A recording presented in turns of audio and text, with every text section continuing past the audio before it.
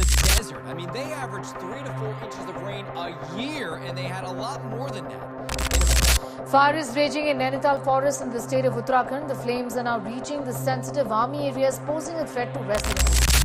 हाल की ये न्यूज आपने जरूर पढ़ी होंगी कि किस तरह दुबई में इतनी ज्यादा बारिश हुई कि सड़कें डूब गई, बिल्डिंग्स में पानी भर गया। वहीं ये न्यूज भी कि भारत के उत्तराखंड के जंगलों में लगी आग से 30 हेक्टेयर से भी अधिक वन भूमि जलकर राख हो गई। वहीं ये न्यूज कि राजस्थान की बीकानेर की 1.5 बीघा जमीन 50 फीट से ज्यादा नीचे धंस गई। इन सब का इस वीडियो से क्या लेना देना है आपको देखते देखते पता चलेगा, तो वीडियो पूरा देखें और जुड़े रहें। आज की वीडियो में हम बात करेंगे क्लाइमेट चेंज के ऊपर। पहले हम जानते हैं कि क्लाइमेट चेंज आखिर है क्या और कितना खतरनाक हो सकता है यह धरती के लिए। संयुक्त राष्ट्र के एक लेख में छपी रिपोर्ट के अनुसार क्लाइमेट चेंज या जलवायु परिवर्तन से मतलब मौसम के पैटर्न में होने वाले एक लंबे परिवर्तन से है। क्लाइमेट चेंज की वजह क्या है? इसकी दो प्रमुख वजह हैं। पहले तो प्राकृतिक और दूसरे मानवीय।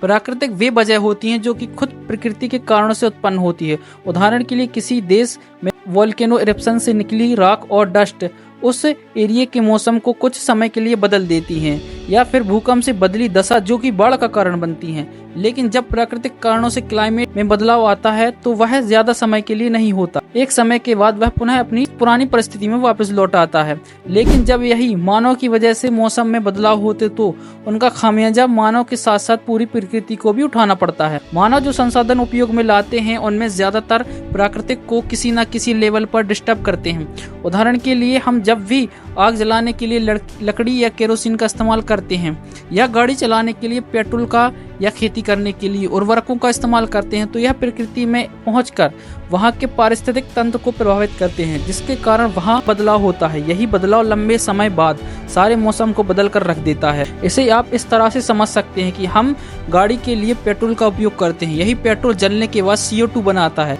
जो वातावरण में पहुंचकर ग्रीन हाउस उत्पन्न करती है, जिससे टेम्परेचर में बदलाव होता है और धीरे धीरे तापमान बढ़ता है, जिससे जंगल सूखने लगते हैं और जंगल के एरिया में बदलाव होता है। जंगलों के सूखने से बारिश में कमी होती है, क्योंकि जहाँ पेड़ ज्यादा होते हैं वहाँ बारिश भी अच्छी होती है। आप अमेज़न फॉरेस्ट को ही ले लीजिए, एक जीता जागता नमूना है कि पेड़ों के कम होने से बारिश में भी कमी होती है और वह इलाका धीरे धीरे सूखता चला जाता है। ये बस एक उदाहरण है, इससे कई उदाहरण आपको मिलेंगे। क्लाइमेट चेंज से जो समस्याएं उत्पन्न होगी आने वाले समय में सबको झेल ली हैं। मोस्टली उनको झेल ली हैं जिनका इनमें कोई हाथ भी नहीं है। उदाहरण के लिए भारत जैसे विकासशील देश।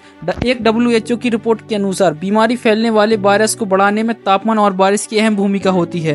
प्रदूषण और टॉक्सिक फूड शारीरिक और मानसिक समस्याओं का कारण बनते हैं। शोधकर्ता का अनुमान है कि क्लाइमेट चेंज के कुछ प्रभाव 2030 और 2050 के बीच प्रतिवर्ष 25,000 मौतों के जिम्मेदार हो सकते हैं। ये तो एक आंकड़ा है। बारिश से जो लोग बेघर होंगे और जो तापमान बढ़ने से जाने जाएंगी उनकी तो गिनती ही नहीं है, क्योंकि इन सब में मिडिल क्लास और गरीब ही पिसेगा। अपर क्लास के पास तो संसाधन होंगे जिनका वह उपयोग कर सकेंगे। तो क्लाइमेट चेंज का सॉल्यूशन क्या है?